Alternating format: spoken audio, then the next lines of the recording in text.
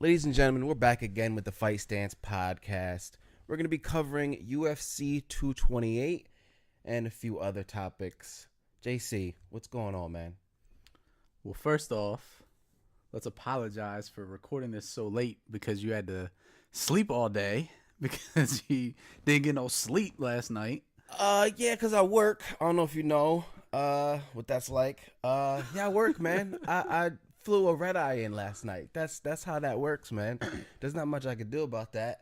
I actually had off originally, and then I picked this flight up. I picked this trip up. So I was able to fly in last night. Got in around 7:30 or so. But yeah, I needed that sleep. There was no way. You could you feel the energy through the text? There was no way that I was gonna be able to. This is like at every podcast thing. Every time we got the time difference with you flying in from the Pacific time, and then it's just always a mess trying to scramble this together. But the goal was to get this around noon, and here it is, almost 8 o'clock, and we're starting it up. So Yeah, you'll be all right. You'll be all right. Look, that's if you want the best talent in the world, you gotta wait. You know it's what just I mean? it's just a couple of busy lives going on. Yeah. Now, in all seriousness, we both work a lot. We both have a lot on our plate. JC even more than I, to be honest with you. I just knew that if I came in with I just worked a red eye flight energy, it wasn't gonna go well. You fall And asleep before the card Yeah, talk is done with. exactly. Yeah, the Sleep Stance podcast is not happening. Sleep Stance Podcast. All right, so what are we getting into? This UFC 228 card we got coming up in 2 days here. Yeah, let's jump right into the card, man. Yeah, it's a deep card. Starting off with we got Zabit on the card. Oh yeah. Disappointing that he's not fighting against Yair anymore. He's fighting Brandon Davis, but obviously a future superstar. I'm not sure how many fights he has under his UFC belt right now, but maybe 3 or so. But another chance for us to see a guaranteed future champion. Damn, you calling it out like that? Guaranteed future champion. I'm not sold yet, but you know me, I'm never sold. Never sold. Never sold right away. But yeah, absolutely. I think he's champion by sometime in 2020. Okay. That's fair. Yeah, and I just saw right before we went on here that apparently he wants they're asking him as if he's looking past this opponent, but apparently he wants either Jose Aldo or maybe even more so Chad Mendes as his next opponent. Yeah, I mean, I feel like Jose Aldo does more for him because Jose's a bigger name, though Chad Mendes does more for me personally and the rest of the MMA community because I feel like he really shows that a wrestler is not going to negate him. Yeah. If he can beat Chad Mendes, he shows, unless he KOs him early in the first round, just clips him. But if he's able to go 3 rounds with Chad Mendes, he shows a high-level wrestler is not going to negate his striking. How much taller is he than Chad Mendes? Probably 7 inches? Yeah, he's got to be at least 7 inches. Because Chad's what, like 5'6" or 5? Listed 5'6". Yeah, he's a short guy. He's one of the shortest in the division. Yeah, and Zabit's a good 6'1". Yeah, so I think Zabit is 6'1". So, definite height advantage, but yeah, it'd be a fun fight. Sucks we're kind of looking past Brandon Davis, but it's hard not to, right? Like the hype train that it's not Yair. That's what everybody wanted. Yeah, that would have been amazing, and I feel like Zabit's definitely missing out on that opportunity. Though, if you're Zabit, would you even want to rebook Yair with all the nonsense of Yair getting cut? And Dana clearly doesn't like Yair. After all this, you know how Dana is. There's a pretty permanent rift going on there. Yeah, Zabit should definitely look elsewhere, and I feel like Chad is the way to go, me personally. Yeah. But yeah, that's going to be a fun one. Jessica Andrade and Karolina Kovacevic. I don't want to overlook Karolina's striking, but I feel like Andrade is just so powerful, and she's not as reckless as she was before. I feel like in her last few fights, she showed that she's not running full steam ahead, though she has that steam to get it done and she has that power. What she was able to do against Claudia was very impressive. She beat Tisha Torres. I mean, these are decision wins, but she's showing good cardio. She's showing high pace, high striking, and I just don't see many girls being just bull stronger than her. It's definitely like a clash of two different styles. Yeah, which I But like. something that another one of my friends pointed out is that he said Carolina just doesn't seem to have that like killer instinct when she fights. True. She's kind of, I mean, she's super technical. Yes. Andrade is the little pit bull, a bully, Mm-hmm. and it's completely different styles. But Carolina just more picks at her opponent, I guess, and Jessica Andrade likes to run right through them. So God, I don't know who to pick. I kind of would like to see Carolina win, Yeah. but I'm probably gonna lean on Andrade.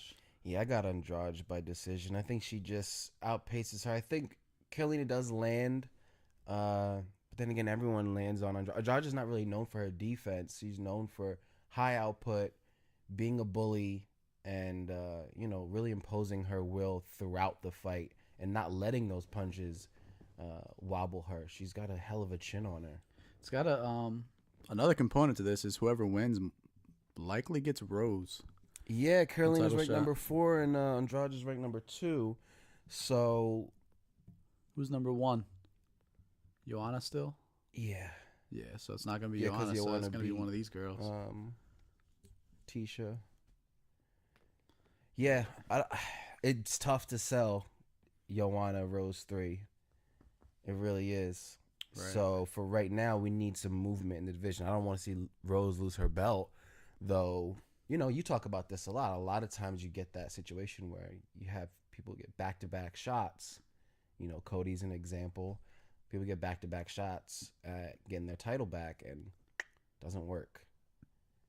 So I'm looking at the undercard, the prelims.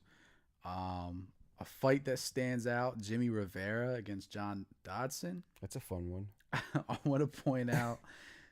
Have you seen John Dodson lately? Yeah, Bro, I think you sent me that one photo of him at the camp. I don't know if I sent it to you or if I put it on Twitter, but my man, He's got. I don't know if things are that bad over at the Jackson Wink camp that this man can't get a $15 haircut. Looking like a homeless bodybuilder. But oh my goodness, is he struggling? Yeah. He's got the Stephen A. Smith going on. And he's got to do something there, quick. Man. He looks like a 5'2" Stephen A. Smith. Yeah. Somebody get my man a haircut. Winklejohn, stop being so stingy with the money over there. Give my man a haircut. Ooh, but it's rough. That's not looking great. That is a great fight. Aljamain Sterling, Cody Stamann. Aljo. That's gonna be a good one. That's a good one. I don't know what that really does for his career, but I guess Aljo's just vying for some time, in the octagon. He's just trying to get in and just prove himself, So for right now, I feel like Aljo, I hope Aljo takes this because after that Moraes KO, God, it's been hard to get that memory out of my mind. It really has been. Yeah. Aljo is one of my favorites. I love everybody out of the Sarah camp. Oh yeah. But yeah, man, Cody Stamann's a beast as well. So that's gonna be a good about one. him. Not gonna lie. And to you guys. just a slight mention: if you haven't watched Charles Byrd, I saw him on Dana White's Tuesday Night Contender Series, as well as the most recent, was it Liverpool or one of those England cards? Mm-hmm. But he's a name that I remember that I really enjoyed watching him fight, and he's got a lot of talent. So keep an eye on that fight as well. Mm. And then Carla Esparza and Tatiana Suarez. Ooh, I like this one. I feel like Suarez is kind of the future of this division. A lot of people do. She's big for the division. She's strong as hell. She's one of the only wrestlers that I endorse. I'm not really. I'm very striker biased, and I have no problem admitting that. And since her season of Tough, I haven't had any issues with supporting her style of fighting and the way that she secures her victories. I feel like, she's only 7-0 right now. Maybe she has a lot to learn, though. This is the kind of fight that tells you whether or not she's learning, tells you whether or not she's ready for the upper echelon. Carla Esparza is one of the OGs of women's MMA. Carla Esparza is also a wrestler. Yeah, Tatiana is just true. a much bigger wrestler. Exactly. But I feel like a lot of people are looking past Carla.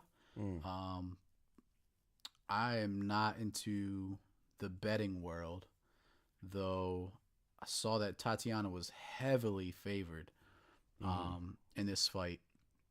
I think only Shevchenko is favored more out of anybody on the card, but Tatiana's a minus 550 or maybe more. And you got to remember, Carla Esparza just went and lost to Claudia in a split decision, and a lot of people thought that she won that fight. I thought that Carla won that fight. Yeah. I'm a huge fan of Claudia, and I 100% thought that Claudia lost that fight. Looking back, I thought that Claudia won it, but it was the way that it was won that I was like, it's a toss-up. I don't even care who wins this fight. Yeah. And, either way, whether you went to a split with Claudia or you should have beaten her or whatever, that really says something. And if a girl like Tatiana has that much of an advantage over someone that went toe-to-toe with Claudia, people believe that she's a beast. Yeah, I believe it. I believe in the hype. I'm endorsing Tatiana Suarez for future champion, and we'll see if she can get through. These are the fights that I get really excited about. Is the changing of the guard style fights, Yeah, it's an OG against a young up and comer. Yeah, I'm a fan. The co-main. Yeah, man. Let's talk about this title fight. The world is saying prepare the casket for Montano. Prepare the casket. And I don't want to follow suit. I want to find something that tells me no, Shevchenko will be surprised because of this or because of that. I can't find it. I legitimately did some research. I tried to find, maybe I should have tried to find a hole in Shevchenko's game instead of trying to find what Montano is going to be able to exploit. Better bring a magnifying glass. It's tough, man. Did you watch Countdown yet? Yeah, I watched the Countdown. Yeah. You saw where Nico's training? Yeah.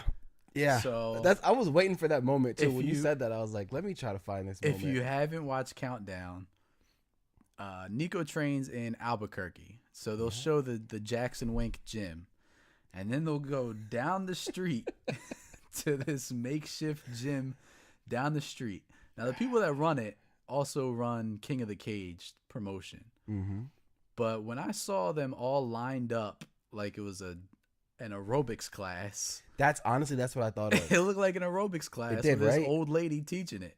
And she was the coach. She used to fight though, man. She did, but the way that she's teaching this class, it looks like they're going to do step aerobics.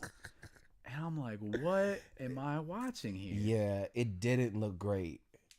I've observed and been to many gyms. I've never seen anything like what I witnessed in that video.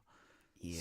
So, I don't know. That was just interesting. And she's the champion. Well. I mean, that's the thing, right? Like when you think about a champion level fighter, you think about the Performance Institute, Jackson Wink, King's MMA, you think about these high level gyms and training facilities, and you think about the kind of pay that these fighters should be getting because they're champion, and that allows them to train at these facilities. Nico's showing that she has a loyalty, which I gotta respect. Though, how is she gonna be able to withstand one round with Shevchenko if that's the kind of training she's getting? I don't know. I posted a picture of Shevchenko the other day. It was in her Octagon interview after she beat, can't even remember her name, Brazilian, her last opponent. Someone that had no business being in there with her. And whoever is conducting the interview is standing there speaking to her.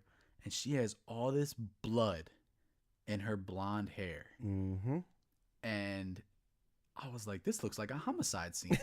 Like, she left the evidence from the crime scene all over her body. Yep. That's what it looked like to me. She's just a straight killer. She's beaten Holly Holm. She's went to a split decision with Amanda Nunes. Very close. And now she's moving down and fighting smaller girls. And she says this is her true weight class. Well, yeah, she's smaller than those. She just other couldn't girls. make 115.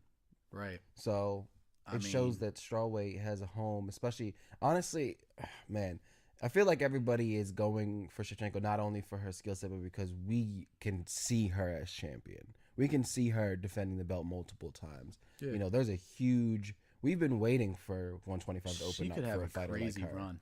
Yeah, she could have a Joanna level run. Crazy run.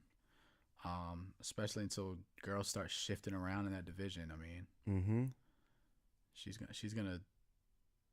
We already pegged her as the winner. Yeah, we need more like promise. It's already over. We just need more promise in these new women's divisions. I mean, the featherweight division hasn't had rankings since the inaugural featherweight fight. It's the Cyborg division. We've all since forgotten about that. Nobody cares anymore. You know, this is a legitimate division where we're gonna it's gonna fill out, and she's the face of it, rightfully so. How about the main event? Woodley versus Till. I've gone back and forth. I haven't done my official picks yet. I'll do my official picks on Twitter probably tomorrow for verdict. I like to wait until weigh-ins to do them, but I might do them before. I don't know. This one I feel like I should definitely do for weigh-ins. Other than Till weighing in on weight, is there any other discrepancy that either of us see? Is there any other tell watching the countdown? You know, you just brought up the video of their stare down. It looks like they both had pretty tough weight cuts, but that's no surprise. Yeah. That's the biggest topic, is everybody wondering if Till's going to make weight. I don't have any concern about it. Me either. He's missed weight twice. Mm-hmm. He's made weight every other time. Yeah. I mean, regardless of promotion, from what I know. Yeah. So it's a tough weight cut, but with all this pressure that's on him, I can't see him fucking up again, especially in a championship bout. He's been in I've been following him on like Instagram and stuff like that. He's been in Vegas at the Performance Institute for the last month or so. Yeah. So he's got those nutritionists, and the UFC is going to be down his throat to make weight, and I don't foresee it being an issue. But picking the fight is so damn tough. I've been back and forth so many times. I've tried to picture, okay, who can win by TKO? Well, either one of them. Okay, who can win by ground and pound? Either one of them. Who can win by submission? It'll probably be Woodley. Though that doesn't help, because when I have to make a pick, I can't.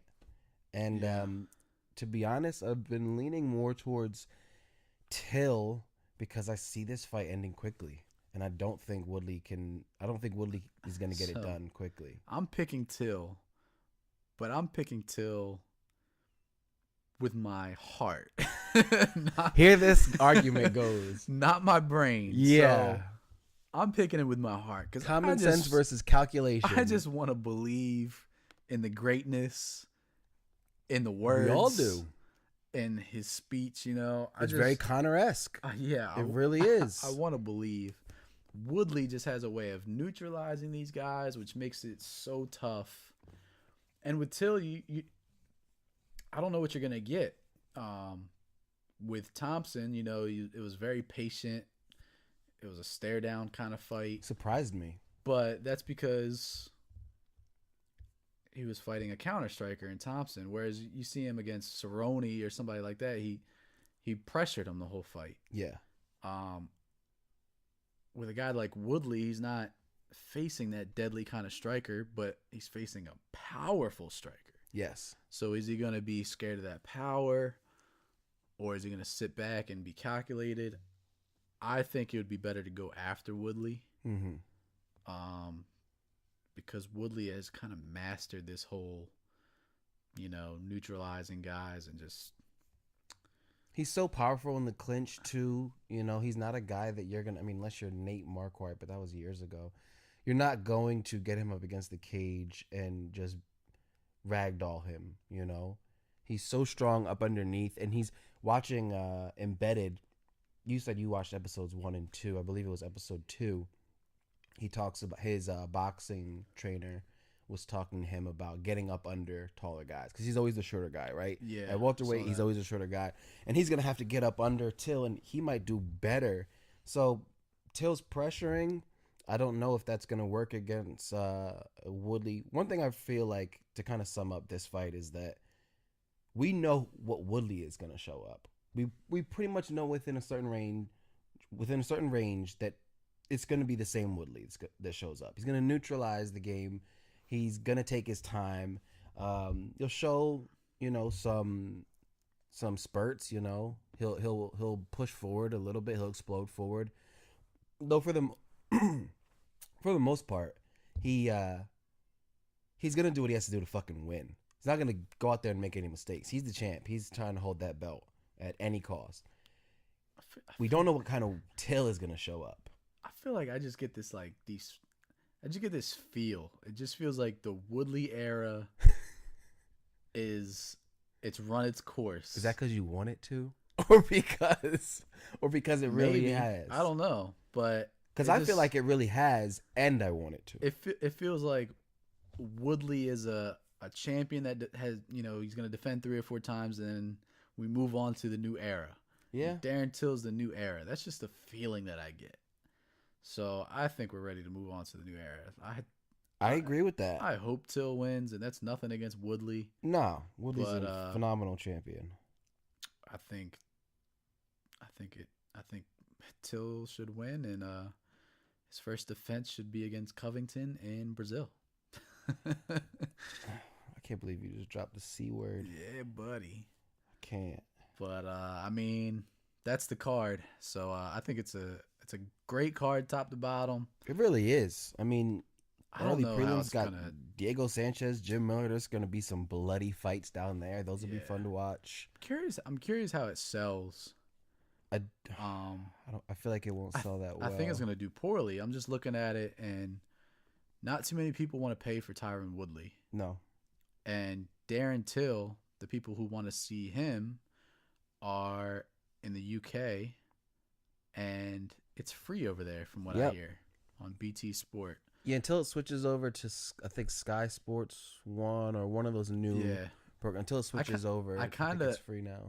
There was one time I said on Twitter, I was like, man, those guys over in England, they're so lucky. They get it for free. And an MMA fan from Twitter corrected me and said, yeah, but we have to stay up till 4 a.m. to watch it. That's true. That's why it's free. That's true. Nobody's going to pay and stay up till 4 a.m. So that's he kind of got me on that one. But yeah. Yeah, I mean, between that and Nico Montano not being able, you can't sell her as a champion. God, no. Nobody watched that season of Tough. Yeah. So nobody knows who she is. Zabit's fighting a guy that's not Yair anymore. So it's going to be tough to sell pay-per-views off of this, I believe, even though it's just such a good card. Look at that prelim card. The prelim card could be a fight night by itself. It's so good. Yeah. But I agree. Yeah, it's going to be a good card. You want to get to some MMA hearsay? Let's do it, man. So, what do you got? If you guys remember, MMA hearsay is where we talk about some hot topics in the world of MMA. Maybe the hottest topic within the last week is the rap beef. Oh God. The Donald Cerrone, Jackson Wink beef going on. Everybody's familiar with it, but I mean, what is your take on this whole drama? Okay, so I watched Cerrone's side of the story on Joe Rogan Experience. Yes. And I love Donald Cerrone. He's a legend. He's one of the few that you can put up there with the greats, even though he's never been a champion. But I do feel like the way he told the story, not to say that he was facetious in any way, but I feel like the way he told the story was to make himself look good, to kind of make himself the victim. And it seemed like a defense. It didn't seem like straight from the heart, this is what happened, this is my perspective, put it all out there on the line. It seemed like he was trying to defend himself. And I get that. And then I saw what Diego Sanchez put on Instagram, and I got a way more heartfelt, straight from the heart kind of take on what's going on at Jackson Wink. And, it kind of shows in each one of those fighters' careers who was quote unquote more selfish. And I feel like Donald Cerrone was selfish because he had to be, because this is the fight game.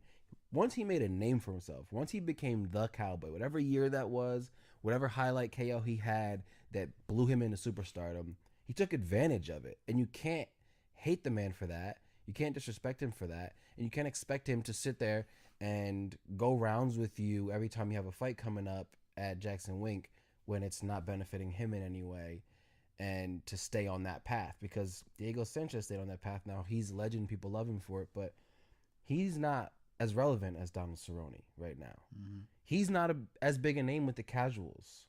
The common MMA, people that are getting into MMA now, they know who Donald Cerrone is. Even with this losing streak, people were way more inclined to tune in to him because of that. So Cerrone put the road work in, and I feel like the issue is not between Cerrone and Sanchez and Perry. The issue is between Greg Jackson, and Winklejohn. Like, Jackson and Winklejohn are the two that seem like they're at odds, but nobody's talking about that. Yeah. Like, what do you think about that whole camp right now? Winklejohn seems like he's running the whole thing, and Greg Jackson's kind of taking a back seat. Mm-hmm. Doesn't really stand up for himself as much. Right.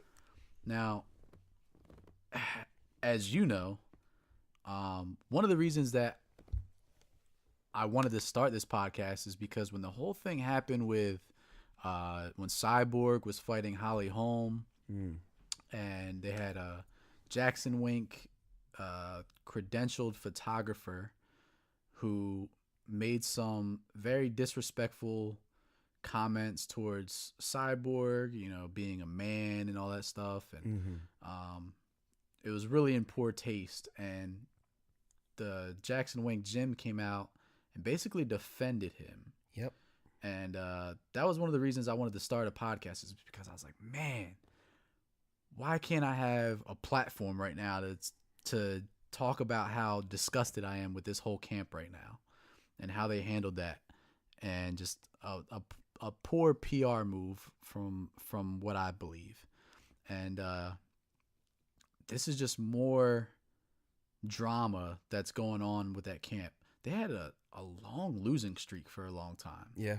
A lot of their guys started losing, Diego, Cerrone, Arlovsky was there for a while. He's since left and started winning again. Mm-hmm. Holm. Holly Holm, John Dodson, all these fighters, Michelle Watterson. Yeah, pretty much everybody except Yoel. They were on a really bad losing streak for a long time, or not just streak, but just a bad year or two. And there's just a lot going on over there. So when this whole thing came out, I was like, it makes sense. A lot of the stuff that he's saying makes sense to me, that they don't have their shit together over there. Right. He said that Greg Jackson kind of took a back seat, that he's kind of the mastermind behind their game planning for fights, but he's not out there holding the mitts for the guys anymore. Right. He's not in the trenches with them anymore. Yeah. He's just kind of like the motivation for them. And then they've got guys, according to Cerrone, they've got guys who can just walk in and start teaching a class. Oh yeah. And it makes you think that it's more money motivated over there, and that's why they brought in Mike Perry. They can make $1 off of Mike Perry. Mm-hmm. That's where this whole beef came from. He's like, why are you guys going to be cornering and training the guy that's going to fight me? Right. So I completely see why Cerrone's upset about this, and I think it's just you can talk about loyalty and all that, and I don't know if they owe Cerrone that loyalty, but if you're still going to be cool with him and still choose to corner him, so you're halfway loyal, and instead you're choosing to also train the guy who's going to try to knock his head off. So yeah, the last year or so I've really tried to I don't know. I'm not a fan of that Jackson Wink gym anymore. No. They used to be one of the greatest in the world. Yeah, they used to be the greatest in the world. Great fighters still. Yeah. But just the way that they run things, I'm not a fan. So that's my take.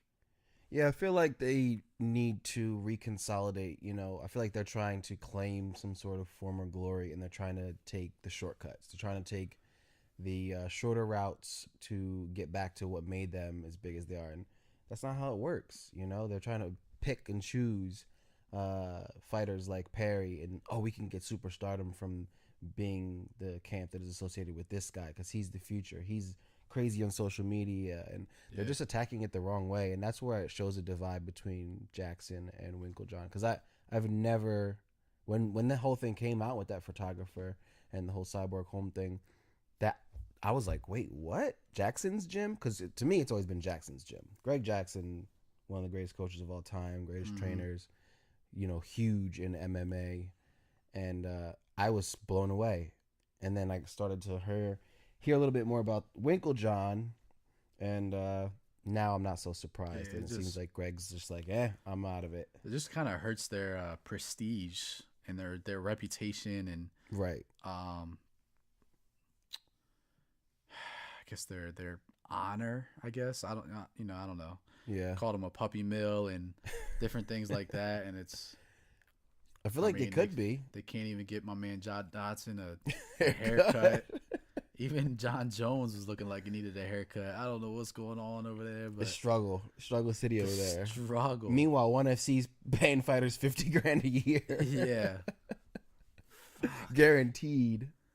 Saw this picture of GSP in the spa. Yo, he looks like he's ready tomorrow. So when he fought Bisping, the back on that mug was massive. He was huge. His back looked biggest huge. He's ever been. He looked overly huge at 185. It just didn't fit him. Yeah. He had that six-pack gut. He had that six-pack gut hybrid that was distended but still cut. So that was in November. Mm-hmm. It is now, well, I mean, it's been like 9 months or so. Yeah. But he didn't just go back down to what he looked like at 170. No. That picture, he looks like he's walking around at 155. He is looking small. And you know what? I doubted that he could do that. You and I had this debate, and you were like, if he wants to do it, he'll do it. And I'm like, he can't make 55. It's impossible. I was wrong. I was 100% wrong. I think he can. I know he can. GSP takes this so seriously. I just said if he signs a contract at 155, he's going to make the weight guaranteed. Yeah, he's the ultimate athlete. He's going to find, and now looking at him, I'm like, this guy looks like he can make the weight tomorrow. Yeah. So all he has is time and money. You know what I mean? Like, he's not a guy that's struggling for relevancy. He's not a guy that's trying to, gain some sort of social media following or anything. All he has is time and money. Yeah, I mean, he can hire the best nutritionist in the world. Exactly. He can set his goals as high as he wants. Yeah, he's as focused as they come in the MMA world. True. And I don't give a damn what Dana says. if GSP wants the winner of Conor and Khabib, you think Dana thinks he's gonna make some big money off of Conor and Khabib? Conor and GSP would be insane. You think this fight's the biggest fight of all time? It's almost debatable, right? You know, Conor versus Diaz 2 might have been the most anticipated fight of all time. Right. Conor versus motherfucking GSP. It's gonna astronomical blow numbers. The roof off of whatever stadium they put that in. Yeah, they'd have to put it in a soccer stadium or something insane. Goodness. So yeah, GSP's looking like he wants that 155, and that's definitely a fight that either one of these guys would say yes to a GSP fight. Oh Cause yeah, the money that they would make off Bro, of that. yeah, it just further ties Oh, up that lightweight oh, division, oh my and goodness. nobody at the top in the UFC brass gives a fuck. Sorry, Ferguson. Yeah, Sorry, buddy. Poirier. Sorry to everyone that's vying for that title. It ain't happening anytime soon with GSP around. Yeah. GSP Connor. So, Khabib wins, a little different story. But Khabib's not, like you said, he's not turning down GSP. well, he wants GSP. He said he wants him. That's what he wants. It's true. I saw an interesting quote from Tyron Woodley. Didn't get to listen to it. I just read it real quick. But I guess he's speaking of being a 4-division champion. Mm-hmm. So he's already got the 170 belt. We know the 185 belt exists right now. Apparently he's including that. So he's including 165, 175, 170, and 185. So Okay. 2 divisions that aren't there yet, but if they were to be created, he wants to go for 4 belts. Yeah, everybody wants to go for 3 belts, 4 belts, every Yeah. belt. Well, You know what? Gosh, it's hard to get excited about this shit. It's like when a movie trailer comes out for a year from now. I can't get excited. It's not in the immediate future. Get through till how about this? Is he capable of making the weight? I mean, is he capable? I mean, not making the weight. Obviously, he's being going a up. 4-division If he- champ? Well, one if of he- them need to go down. Yeah, 65. True. I don't want to see Tyron Woodley try to make Well, 165. that's a good point. Even though it's 5 pounds, could he make 65? That's Not the way interesting. he stacks his body right now. True. So yeah, that's a legitimate 175 would be discussion. perfect for him. I think it would be. I think 175 is the greatest. 185. Well, there's something. I'll save 185 for later. There's something I want to bring up later. Okay. So. Okay. Yeah, that's Uh, interesting. I think if they do 175, I feel like that would be the Woodley division. I feel like he could continue a reign at 75 for sure. Yeah. He'd be Yeah, facing some that'd be fun. taller guys, but that's nothing he's not used to. I mean, I think it'd be pretty cool a 175-pound division. Absolutely. I support them more weight divisions. So this is a little nugget I saw floating around on Twitter. Apparently, the UFC has you know their history with Robin Black taking his page. Shout out to Robin Black. He just For followed me on Twitter. That's the homie. Yeah. So for some copyright issues. So apparently they went after another Twitter page, a fan, an MMA fan. I'm probably mispronouncing their name. Alex Scafidi. Want me to try to find her? I think she recreated her page now. But go ahead and try to find her. Yeah, let's see if I can find her. So apparently they took her page down, got her page taken down over some copyright issues for posting pictures of UFC fighters, and the pictures being copyrighted. Mm-hmm. And apparently one of the pictures that she posted wasn't even of a fighter that's ever fought in the UFC, and that was the one that like got her taken down. But it's so crazy because apparently they have an intern at the UFC that his only job is to search for these pages that are posting some copyrighted UFC stuff. So they got nothing better to do in the world except search for copyrighted pictures on and these are fans. You're alienating fans of your sport. Were you able to find her? Yeah. Mm-hmm. She posted yesterday, or 2 days ago rather, awkwardly trying to re-upload pictures to this new account. Hashtag UFC copyright infringement. It's just a picture of her. Yeah, it's Alex Scafidi. If you guys want to go follow her, AlexSCAFFIDI _ Yeah. Alex Scafidi. She's cool. It's just weird. I'm not sure if I follow her currently, or I've definitely seen her page floating around before. Mm-hmm. She had a good amount of followers, and it's just kind of weird that she's a big fan and a UFC fan, and that's not somebody you want to target, you know? It's not somebody you want to piss off. You don't want to piss off your own fans. If they're using your pictures, who gives a fuck? Right. They're pictures that everybody can view anyway. If she's not monetizing, that's the thing, right? I understand why people go after, why large corporations go after individuals for monetizing things, for making money off of your art, your photos, your videos. Though she's not doing that. She's supporting it. She's promoting it. Yeah. She's she didn't what post makes the sport so great. She didn't post anything you can't find off of Google Images right now. Exactly. It's just one of those weird things that the UFC does. You don't really understand their way of thinking, and it was just kind of mind blowing when I saw that. Next up, Sage Northcutt was on the Ariel Helwani show, and he mentioned that if people don't know, he's a free agent currently. He has not been re-signed to the UFC as of yet.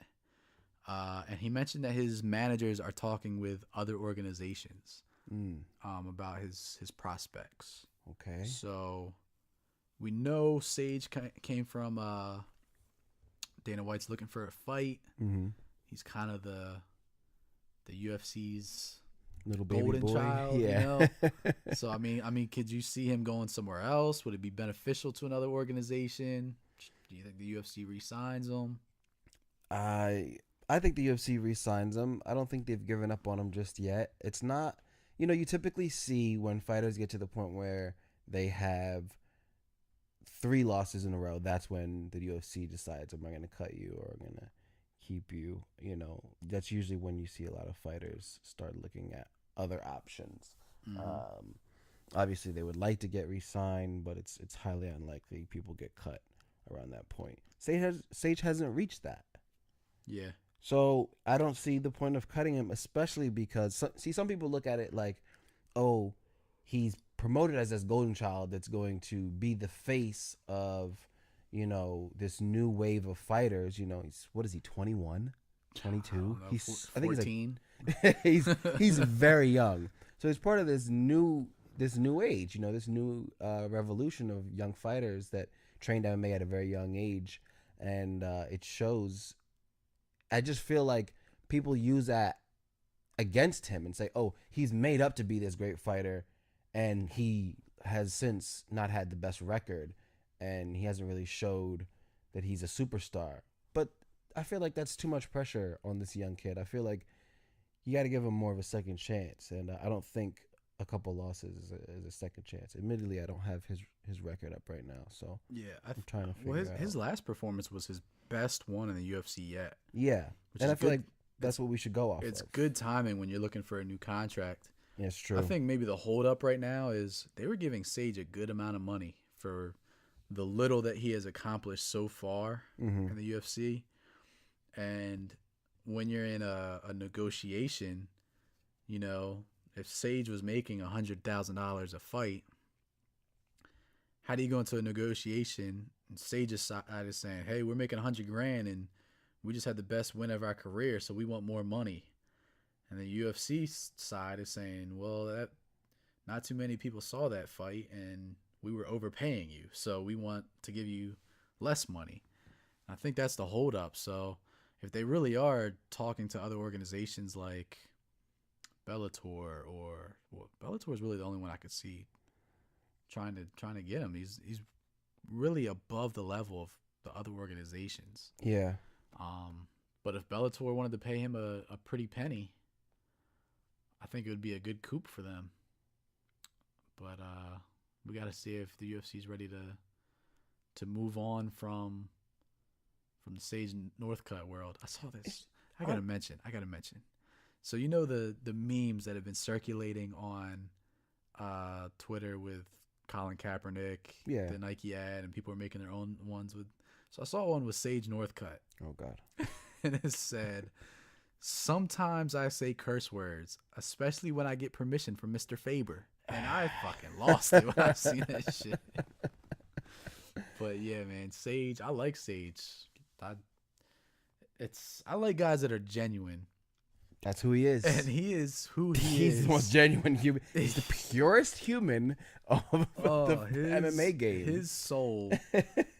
He's going directly to heaven. He's not as soon as he dies. He's not waiting outside the pearly gates. No, he's jumping over them. Yeah, he's got VIP after he asks permission. Yes, honestly, jumping right in. I was sitting here pondering, like, am I tripping, or does he really not have that bad of a record? And looking at his record, why are we even talking about this? Why are we even talking about him leaving the UFC? I mean, granted, his contract is up, but why is it even in discussion when he's won? What is he, 3-2? In the UFC, he's 6-2 in the UFC. There's no way he's got 8 fights in the UFC. Yeah. Sage Northcutt has 8 fights in the UFC. He has 6 wins, 2 losses. He lost to Mickey Gall and Brian Barberena. He's won 3 of his last 4. Why are we even... Who's his wins? He's beaten Francisco Trevano, Cody Pfister, Enrique Marin, Michael Quinones, Theobald Gowdy, and Zach Otto. That's crazy that it's been 8 His first fight was October 2015. Yeah, UFC 192. It's crazy, right? It doesn't seem like he's been seems like UFC time has flown by. It doesn't even seem like looking for a fight started that long ago. Yeah, really. Started apparently before 2015. Man, it's been 3 years. Yeah. That's crazy. Yeah, literally it's been 3 years. Next month. Shout out to That's the thing. I was literally thinking, I was like, hold on, they're gonna cut him. Does he have another loss I'm not remembering? But no, he's won 3 of his last 4 fights. I really think the money that he's making, his initial deal that he got from the UFC is just, he's making a lot of money. Yeah. He's making way more money than guys of his talent so level. Marketable. And the UFC's like, fuck, do we keep giving him this money? He's gonna want more money than what he's making, and they just set the bar so high it's gonna be difficult. Yeah, there's a lot more business insider talks that have nothing to do with his wins and losses. There's a lot more, like you said, on the financial side of it. Speaking of some recent free agency news, Michael Chandler re-signed with Bellator. Never even got into a negotiating phase with any other organization. But I want to read off this quote. It's a little lengthy. I'll try to cut out a little bit if I can. But Michael Chandler, this is to MMA Fighting. He says, I'm self-aware enough to understand that the fans who say, man, I wish you went to the UFC to fight this guy or that guy, 6 months after I retire, maybe they're going to buy my book or see my documentary, but they're still going to be moving on to the next big thing. That's how the sports world works. You don't really see many basketball players taking deals to win championships. They generally don't make moves to win championships. They do it for the money. So why can't mixed martial artists do it for the money? Because we're too dumb? Because we're too close to the Neanderthals of 1993 when the sport first started? I think that's what needs to be said. Everyone needs to wake up and start realizing their worth, but most don't. If they want to scrape at the bottom of the barrel, maybe 10 years from now, someone will be telling their kid, man, your dad was a tough fighter. That's nice, but I'd rather be on a yacht somewhere.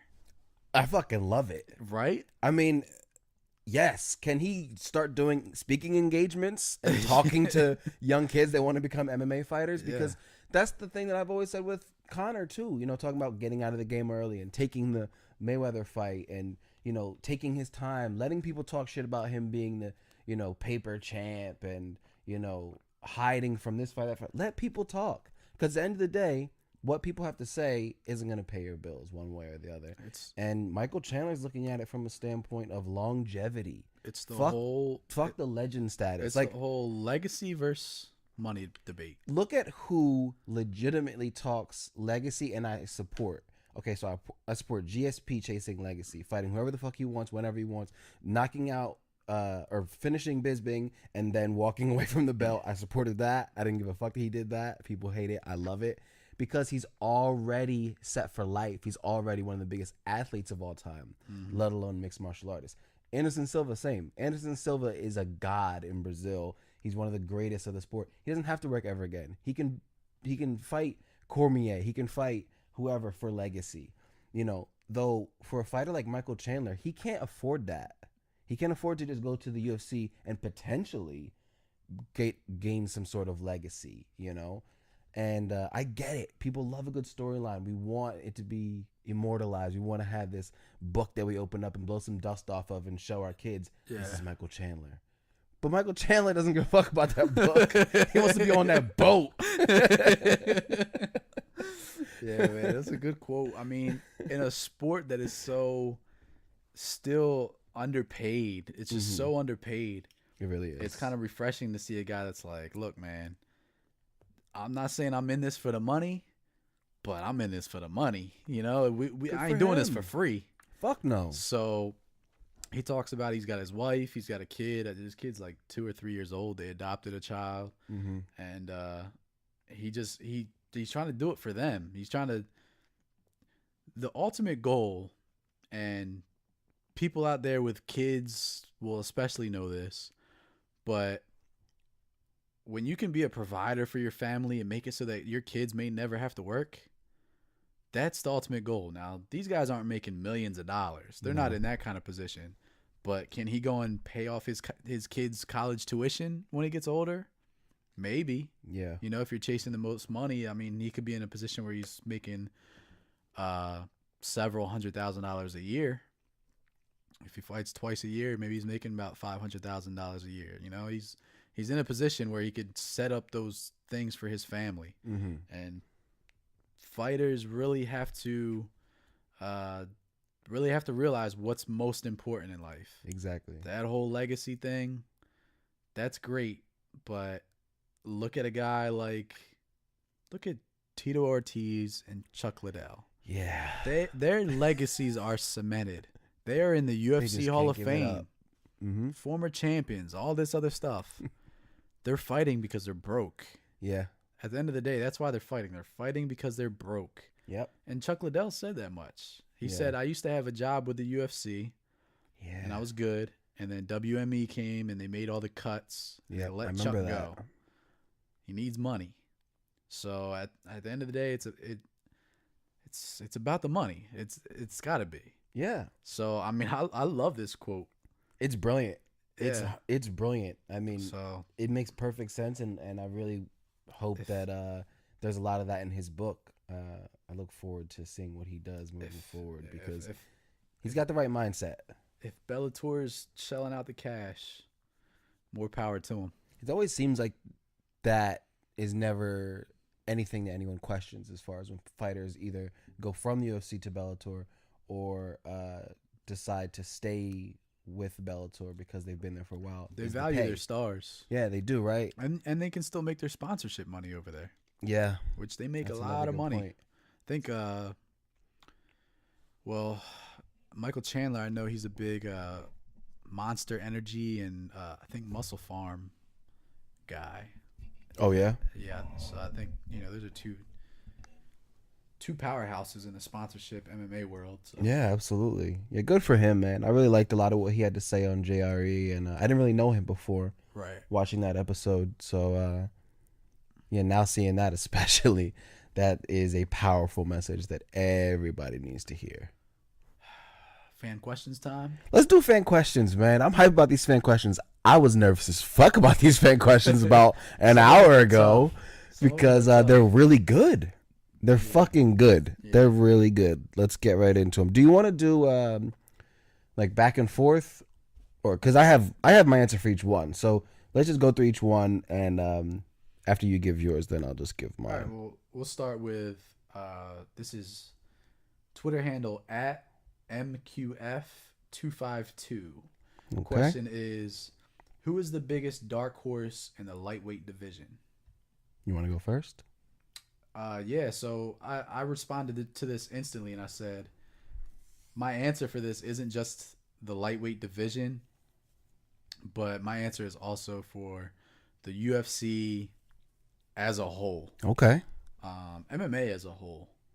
And I've spoken about this guy before, and he's a known name to the the Twitter world. Mm-hmm. Gregor Gillespie. Ooh, that's a good one. Yeah, so Gregor Gillespie, still undefeated, He's 5-0 in the UFC, 4 straight finishes in the UFC. Mm-hmm. He was the co-main on UFC Utica. So they see the potential there. He's going out there. He's dominating these guys. His striking's coming along. His submission game's coming along, and he's an outstanding wrestler. He comes out of the Belmore Kickboxing Gym, which is also home to my main man, Andre the Bull Harrison. Oh, yeah, that's right. So you got Dre the Bull who's undefeated, and you've got Gregor Gillespie who's undefeated. That might be the most underrated gym, probably, in MMA. When their 2 top guys are undefeated, one in PFL, one in the UFC. So Gregor Gillespie, I mean, possibly a future champion, and he's not even ranked right now.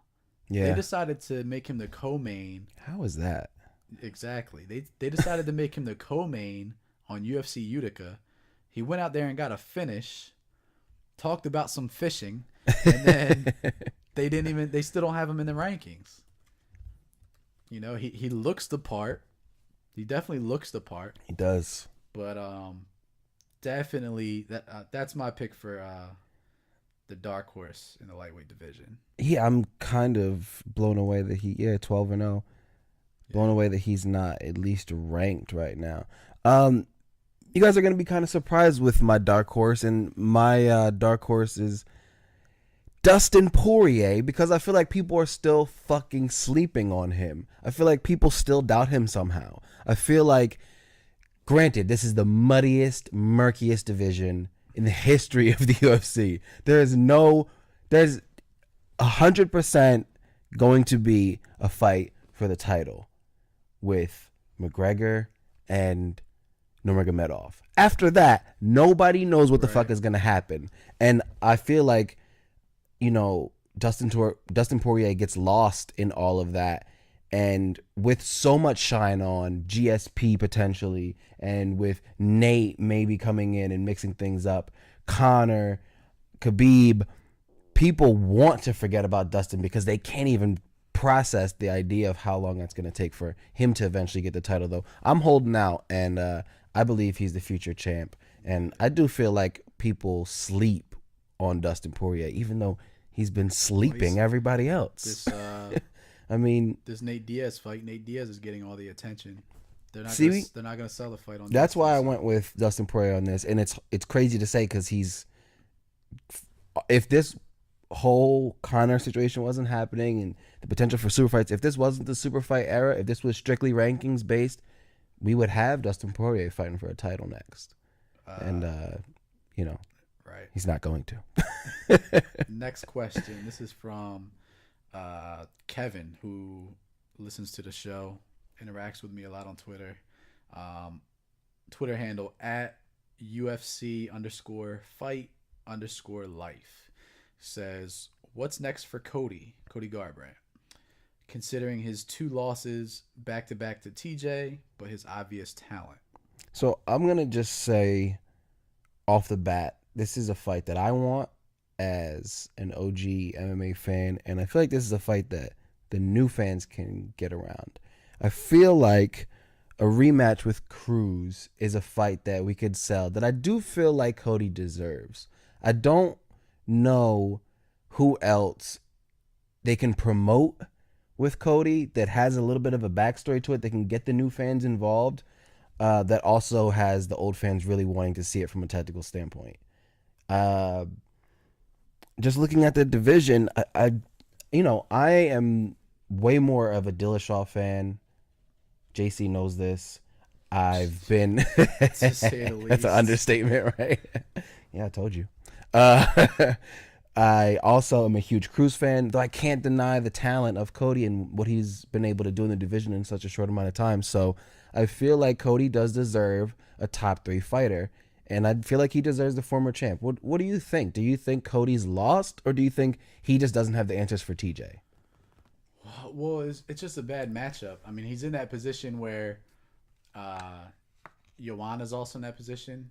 Mm-hmm. These immediate rematches, these immediate title rematches, put the losing fighter in a bad spot if they lose back to back. Joanna Always. cannot get another title shot as long as Rose is in the position that she's in. Mm-hmm. It used to be Claudia that was in that position. Right. She couldn't I get a remember title that. shot as long as Joanna was champion. So now Cody's in that position. So I think he's got to drop down a peg, fight maybe a top 8-ish guy. Okay. And there's a couple guys on this 228 card that I think would be good for him. The winner of Rivera and Dodson. That'd be a great fight for him. The winner of Stamen and Aljamain would be good. So I'd go with one of those guys. So you'd rather see him regain confidence in a lower ranked fight? Yeah, I'd like to see him drop down a peg. Okay. Because if he fights Cruz and he beats Cruz, which I think he would, with the way that the first fight went, now what? Because Cruz is like the next ranked guy. I mean, who's TJ gonna fight now? He can't fight Cody. Yeah. So I would like to see him go down a peg and fight a top 8 kind of guy. Okay. Let me get into. Yeah, give me one. Let's see here. Who is the most underrated woman right now, and who is the Usman of the women's UFC? This is at ADASCOLA01. ADASCOLA01. Who is the most underrated woman right now? And who is the Usman of the women's UFC? A beast that everyone avoids. So the Usman part of this question is a little difficult. I don't know if there's a woman that is being avoided. I don't think so either. So much. I think Suarez is the one that they're terrified of. I think, the females that fight in the UFC are willing to take a fight against her, but I think she's the one that people are terrified of. Mm-hmm. Most underrated is going to get people stirred up a little bit. All right? I'm just warning you. Most underrated. Jermaine Durandamy. You were making me nervous, and now I know why. I didn't know you were gonna say this. The most hated, Are you serious? The most hated and the most underrated. Well, rightfully so. That sounds like a wrestling promo. The most hated and the most underrated. Jermaine Durandamy. Now I need some justification because I think I know where you're gonna go with this, but I'm not sure. All right. The reason I feel that she's underrated is because she was, obviously she had the belt, the inaugural 145 women's belt. She was afraid to fight Cyborg, and she let it go, and everybody hated on her for it. Now, go back to that Holly Holm fight. There were the controversial strikes after the bell in that fight. And that's Twice. And that's what people remember. Now, had she been deducted those points, she would have lost. Yes. But just based off of the fight, I thought that she did enough to win, or at the minimum, compete with Holly Holm, to say that it was right down the middle. So if you have a female fighter who is neck and neck with Holly Holm in a fight, but yet people still think of her as an afterthought, maybe that's because she's been inactive, but they give her as an afterthought, I think you got to be underrated, right? Yeah. So damn it. I'll get some backlash probably, but Jermaine Durandamy, so yeah, she's just too inactive, and she's coming back. She's just scheduled to fight. She's got to fight with Raquel in November. I think she's gonna whoop She'll Raquel's probably ass. beat the shit out of her. She's gonna whoop her ass. Oh man. Who you got? I know who I want to say, and that's who I'm going to say. Tatiana Suarez, because I feel like I'm looking at it from the point of not just the fans, but the other female fighters. I feel like the other female fighters are hearing whispers about Tatiana Suarez, though nobody seems to have voiced any concern for her and taking over. I mean, Tatiana Suarez looks like she could go to 125 when she gains some notoriety at 115. She looks like she could be a big star for women's mixed martial arts in general. And I just feel like her size and her power in her wrestling. You know, earlier we talked about Jessica Andrade's power overall. I'd never seen Tatiana Suarez struggle to get a takedown. She just takes you down. Yeah. There's no sloppy technique. There's no desperation. When she wants the fight to go a certain way, it goes that certain way. And for the first time in my mixed martial arts viewership, I support that. You know me. Every time you and I play UFC, I want to chuck the controller at the wall when you take me down because I fucking hate it. There's nothing I can do about it. Though, yeah, man, I feel like Tatiana Suarez is being overlooked, not just by the fans, though, by these fighters. Because they're being questioned in interviews and nobody's mentioning her. And I think that's the wrong outlook. After 228, it's going to change. Yeah, I'm excited for it to change. And that's, like we talked about, a big change of the guard. It's exciting for her. What you got next? So our man, Mike Will, the homie from round the way, he literally, I could jog to his house right now, apparently. The homie, Mike Will, at Serial Sensei, that's CEREALSENSEI.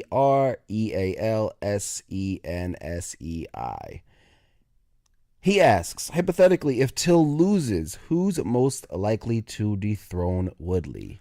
JC. Yeah, so this is why I wanted to wait when we were talking about Woodley moving to different weight classes because of this question.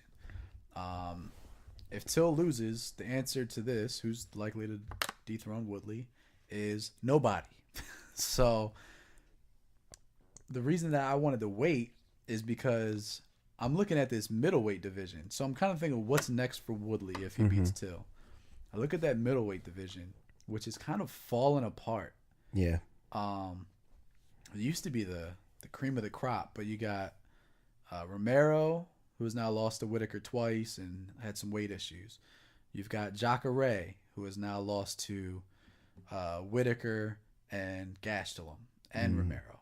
You got Luke Rockhold, who has the knockout to Romero. You know, that division's kind of falling apart. So after Gastelum and Whitaker fight, regardless of who wins, who do they fight? The answer is probably nobody because that division's falling apart. It is. So I think that's going to be your next quote-unquote super fight. Champion versus champion fight is going to be, well, if Woodley wins, Woodley would face whoever wins out of Gastelum and Whitaker, likely at middleweight. Yeah. So that's a good rematch. They've already fought to a split decision, Woodley and Gastelum. Yeah. So that's something that the UFC can sell. So that gives it a little bit more promise. Right. Jumping over to middleweight, I don't know if I could sell like Luke, for example, versus Woodley, but Gastelum for sure, and probably Whitaker too. Whitaker's not massive. It's probably the only way they're going to sell any of those guys is champion versus champion. Well, that's the era now. It seems like every fighter, and it's a solid game plan. I love the idea of it's like, okay, I'm a champion right now. I could go fight for another belt and come right back to mine with no consequences, or I can sit here and try to defend and not make as much money. Yeah. Super fight era makes sense for fighters as much as people hate it, and I'm one of the people that usually hates it. For me personally, it's funny because as you were saying that's pretty much exactly what I had. I don't think that anyone can beat Woodley other than Till. I scanned and scanned. Nobody's coming up in weight, nobody's going down in weight, and no one's going to be able to beat Woodley. He hasn't cleared out the entire division, though I just don't see it. I really don't see it. Yeah. I feel like the only way we see a loss with that man, like you said, is him going to another division, for sure. This one is from Twitter handle at Brent, BRENT _Dolan, DOLAN. He says, if Woodley gets past Till, will he finally get some respect? The guy's a great champion with an incredible highlight reel. I don't understand the hate. What do you say? Woodley gets hate because he complains about not being promoted. The only problem with that is that he's not promotable. He doesn't have that personality that people are attracted to. And him complaining about that makes people want to makes people not want to support him. It's almost going against his cause. And I don't feel like that's going to change. I feel like he just needs to realize that whatever money he's making, whatever promotion he's getting, whatever opportunity he's getting, he has to get on his own, and he shouldn't sacrifice who he is. You know, it's the Stipe effect. You know, if that's who you are. You're not Conor. This depends on how he handles the win. If he wins, if he handles it the way that he's been handling it, he's gonna still get the hate. If he just wins and waits for his next opponent, people will start to attract towards him. Yeah. You know, this fight kind of reminds me of Ronda Rousey against Amanda Nunes. Nunes was the champ. Rousey was getting all the attention. So here you have Woodley as the champ. Till's getting all the attention. True. But yeah, it's just the way that he handles a win. Don't whine. Don't bring up race. Don't do anything that makes you seem like a crybaby. Mm-hmm. And people will start to attract towards you. Just knock your gut. Well, make it exciting too. Yeah, that's another thing. That's the other thing. He can't go out there and keep putting on fights like he did against Maya or against Thompson too, and expect for people to start attracting towards him. Yeah. Honestly, I would prefer him if he went out and said, I'm trying to keep my belt. You guys can complain all you want. I'm trying to keep my belt, and was honest about it and just said, I'm not going to change my fighting style. I'm not going to take big risks. This is the most I've ever been able to support my family and you know, secure some longevity in this sport. I would respect that more than him kind of wanting to play both sides. He doesn't want to put on exciting performances, but he wants major promotions. Well, that's not how that works. And, you know, I feel like I would respect it more if he didn't, like you say, he didn't complain on top of not having the most exciting performances. You can't have both. And you're not a huge personality. So. Right. Next one. I'm going to pose this to you. Okay. Let me see which one I want to give you. Let's go with Ashley, the MMA nerd. Twitter handle @the_MMA_nerd. She wants to know what's your favorite and least favorite trend in MMA right now. Okay, so my favorite trend is fighters respectfully calling out legends. I feel like there's this need to find your way into the change of the guard. When you have when you get into the UFC and you're at the highest level of competition and you see the broad spectrum of, I'm a young and up and coming fighter, I'm building a name, this person has a name, if I knock them out, I have a name. To have that mindset is natural, but it's crazy to see how much I did not support someone like Kelvin Gastelum coming in. And now I support it because he didn't force that. He wasn't up there having corny promo rips to try to call out these big name fighters. He ended up getting the fights because he had exciting fights. He proved that he could bounce back from, you know, the issues he had with weight cutting, and he found himself at a title shot now. And you have to respect that. I feel like the way he went about it was respectful. No fighter, whether it's Anderson Silva when he was scheduled to fight him, Bisping, Souza, nobody, none of these legends that he finished ever felt like he was this young guy that was being disrespectful coming into the game, immediately calling them out. And when you see some of these younger guys do it, it's just so, it's a symptom of, you know, the super fight era and these guys looking for a quick paycheck. And that pisses me off. But my favorite is seeing the few that understand the fight game, that are real mixed martial artists. They're respectful and they come in and just do it the right way. You know, I'm a huge fan of that. I'm a huge fan of that. My least favorite trend is fighters desperately trying to remain relevant by speaking ill of other fighters. Perfect example of that is Chael Sonnen. Chael Sonnen, he may be known for it, but he's old as fuck now. He's not a guy that people are excited to see the future of. This motherfucker posted damn near 10 posts back to back about John Jones on Twitter the other day. Hype about Fedor Chael. I don't give a fuck about Chade or Fail. I never have given a fuck about Chade or Fail. Even if I did, I wouldn't be supporting this. I just feel like I don't sip that Kool-Aid. You know, I like what Chael can do inside the octagon. I like that Chael is a knowledgeable guy, and he's one of the greats in mixed martial arts as far as just being a personality and a fighter and a podcaster. He's a major part of mixed martial arts. Love Chael for that. Hate Chael for this kind of shit. I really do. It fucking gets me pissed off because it's like, are you really vying for attention that much? Does it hurt that bad to be in your mid-40s? Like, you really have to come after this guy? Like, I just don't get it, man. To pile on somebody and make post after post after post just to remain relevant, it's so snake-like. It's so pitiful, in my opinion. And, yeah, that's my least favorite fucking trend, for sure. All right, well, now that you bashed on my man Chael, what you got for me?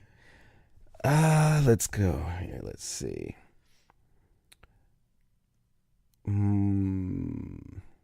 Oh, this is a good one. At Smoke Loke, SMOCCLOCC. How much longer does Invicta survive before being absorbed by the UFC? This is a phenomenal question I would have never thought of. Yeah. I don't think that's in the cards anytime soon. I think Invicta's in a good spot with their fights being broadcast on Fight Pass. Mm-hmm. It gives the UFC a good chance to get a good look at these girls, get them some attention without having to promote them themselves. That's smart. And it gives them a good chance to, UFC has these feeder leagues. LFA is a big one. Titan FC is a big one. And for females, it's Invicta. So I think it's in a good spot of being that feeder league for the UFC. Now, they're desperate for some female talent, but I don't think that they should just absorb Invicta because they're going to absorb a lot of talent that's not ready for the UFC. Right. Although there are females there that are ready, but you're going to get a lot that aren't. Yeah, my response for this question was when we have a stock, when we have a considerate amount of women that could step in and be potential stars at bantamweight and featherweight. That's when. Yeah. Because we're already pretty stacked at strawweight. And, those lighter weights I feel like will do just fine. There's a lot of names down there. Though bantamweight fighters that could potentially move up to featherweight or, we'll see how this season of Tough goes with trying to find featherweights. And I don't think it'll go well, to be honest with you. Also from Smoke Loke, GSP versus Askren. Who wins and how does the fight unfold? I'm going to let you take that because I put down don't care, not a fan of Askren. I put down GSP, have a nice day. Here's my issue, and I can't help it. I've been following the sport for quite some time, but I can't help looking at the sport from the standpoint of a new fan because I want the sport to grow. So I have to keep that in mind when I answer some of these questions. New fans, people that make the sport grow, people that get excited about watching, say somebody's going to watch UFC 228, and that's going to be the first time they watch a UFC fight. Those fighters don't know who the fuck, those fans don't know who the fuck Askren is.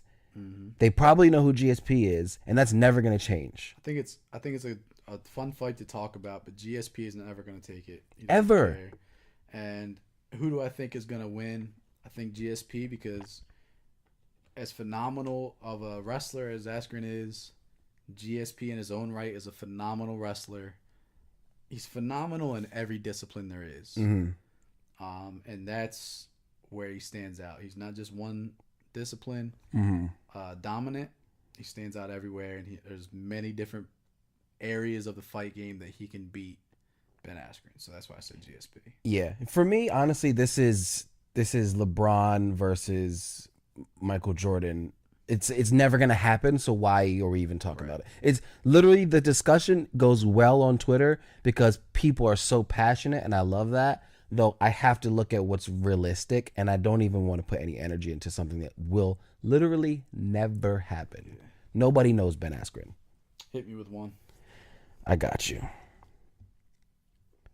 This is from. Let's do. Still another one from Smoke Loke. What is happening with MVP?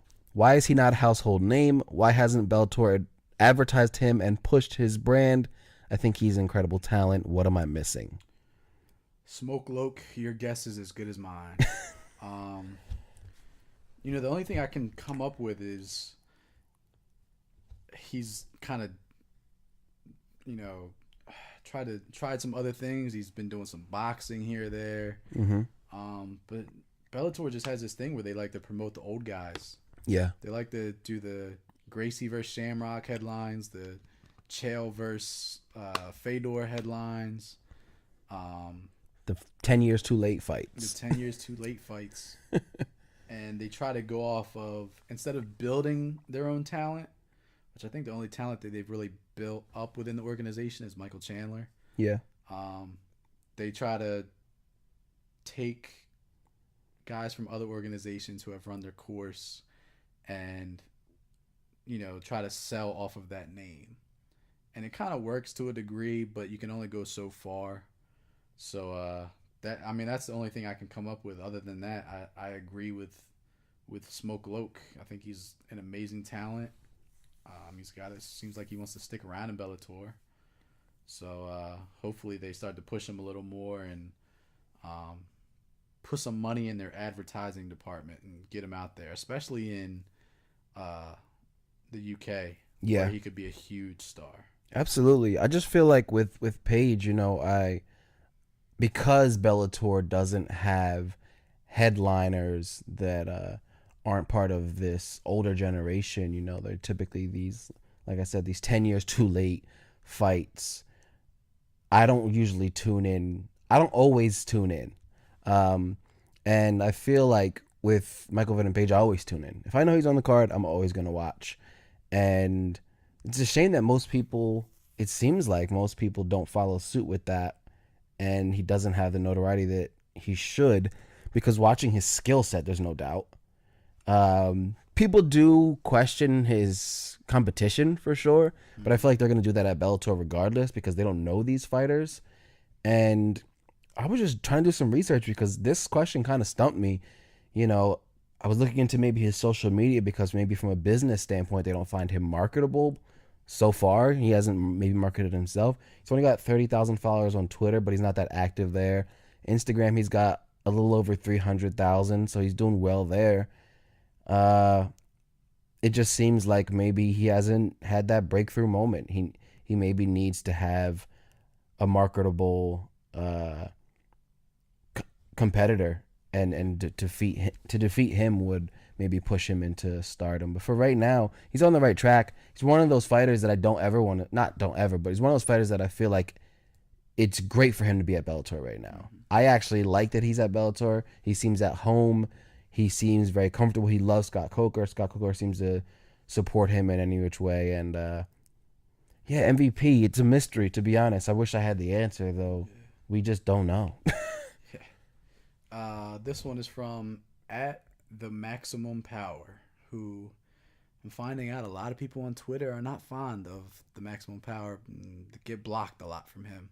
But I've never had an issue with him. So his question is, what's your opinion of Rafael Assunção and title shot consideration? He beat Marlon Moraes, who is in title shot conversations. He has wins over TJ Dillashaw, Rob Font, and Aljamain Sterling. 4-fight win streak, 1 loss in 8 years. Please discuss the merits here. So, he deserves consideration, but he's 36.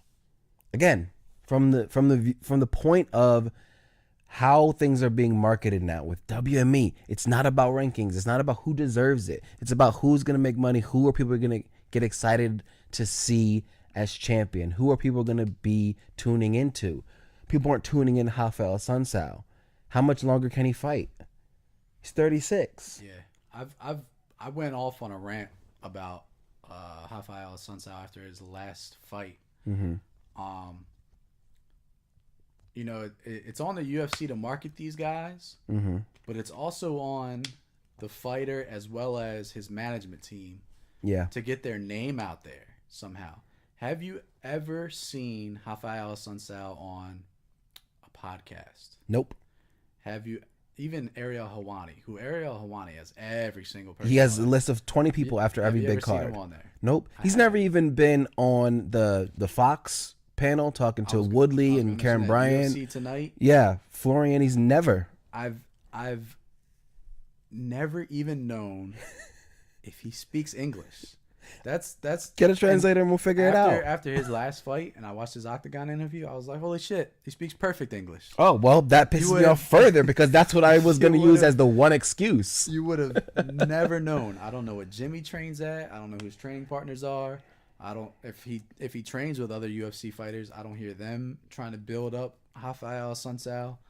At some point, you have to do your own part in the marketing business. Can you tell me what his Twitter handle is, if he has one? No idea. His Instagram. Nope, I've never seen it. His Instagram. There you go. You know? I'm on there every day. Don't know. In the world that we're in, yes, he deserves it. His last fight against TJ, which was at UFC 200, I remember. Was a unanimous decision for TJ, 30-27 across the board, if I remember correctly. It wasn't a competitive fight. So that's kind of going against him now, that TJ's the champion again. If he had a mouthpiece on him and he spoke up for himself, maybe that's the biggest thing. You don't have to go. I don't advocate for guys to go out there and act like a jackass or act like somebody they're not. Right. But you have to speak up for yourself and make yourself known. And if he thinks he deserves a fight, go out there and say, I deserve the fight. Go out there and tell, the Maximum Power. Just, he mentioned how he's beat this guy, that guy. He's already beaten TJ and one loss in 8 years. Instead of the Maximum Power telling everybody that, it should be Rafael Sunsao. He should be on a microphone saying, I've beaten the champion before. I've lost one time in 8 years. Yeah, you got to be a little brass as a fighter. You don't have to be fake. You have to let people know who you are. You have to let them know what you've accomplished, and you have to let them know why you deserve it. Yeah. Otherwise, nobody knows. Yeah, you got to. They go on the internet. Yeah, you got to be a little brash. You got to be, a little abrasive and remind people. Yes. For those fighters that aren't tuned in him because he's nowhere on social media. He's not making guest appearances on podcasts or, anything like that. He's got to take it upon himself. I agree wholeheartedly. It's on him to make that happen. And if he does, he deserves it because of everything that Maximum Power referenced. I don't doubt that. I do feel like the younger generation is not going to tune in, though, because 36. Yeah, hit me with one. Here we got two more.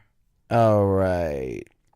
From Smoke Loke. Smoke Loke is a legend. Dropped 4 questions for us. As Smoke Loke, thoughts on Greg Hardy and how you think his cardio will hold up against top 10 competition? Tough question to answer off of what we've seen because all of his fights have been, 30 seconds long. Yeah. But the only thing I can say about that is he's a natural athlete. The NFL, not really a cardio type of sport. It's kind of a sprint and stop. Many breaks. So I don't know how that's going to translate to MMA. But he's a natural athlete at heavyweight, and I don't see why his cardio would be an issue. Yeah, I don't think it will. I mean, like you say, he's a natural athlete. I pretty much had the same thing. I just feel like if he kept up with his training in general, since he was cut from the NFL, then there's not going to be any major issues. We'll really see how his cardio holds up when he goes against a wrestler, because that's when you get tired. So very true, especially at heavyweight. Good luck. Last question. This is from @alt Rankings MMA. He says, so many great bouts coming up in various promotions over the next few months. Are there any matchups you guys think are being overlooked or overshadowed in any way? I shoulder shrug on this because Yeah, I don't know. kind of I don't tough. want to speak on what I don't know. But one that I think people are overlooking now is Frankie Edgar against the return of the Korean Zombie. Ooh. It's the headliner for UFC Denver, which is also the 25th anniversary of the UFC. That card. I think Cerrone and Mike Perry are getting talked about a little more because of this whole beef with Cerrone and the Jackson Wink camp. And Frankie and the Zombie's kind of been thrown to the wayside, but Zombie has a lot of fans. He hasn't fought in a year and a half. I think he tore his ACL. And then obviously Frankie is a fan favorite, and even though it's the headliner, I think it's kind of been tossed to the side a little bit by some people. And yeah, that's the one that I would say has been overlooked a little bit. Okay. I think it's gonna be a fantastic fight. Oh, it's gonna be incredible. I'm always in support of Frankie Edgar, and I think Korean Zombie is a phenomenal talent. So that is gonna be insane. Well, ladies and gentlemen, that's it. We're gonna wrap this one up. It's Fight Stance Podcast, episode 5. It's a good one, man. Sounds good. That's all I got. Yeah, go follow us on Twitter at Fight Stance Pod. That's Fight Stance POD. Myself, Fight Stance Flex. And myself, Fight Stance JC. All right, ladies and gentlemen, that is it.